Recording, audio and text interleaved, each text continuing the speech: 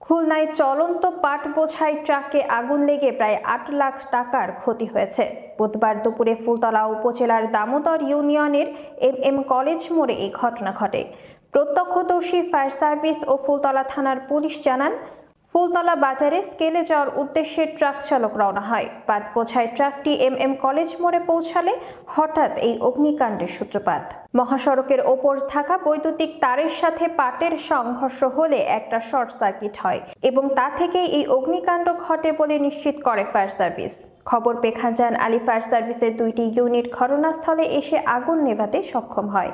Fire সার্ভিসের station officer leader Abdur রব মাসুম জানান, সংবাদ পেয়ে আমরা ঘটনাস্থলে এসে পাট বোঝাই ট্রাকের আগুন নিভাতে সক্ষম হয়েছি।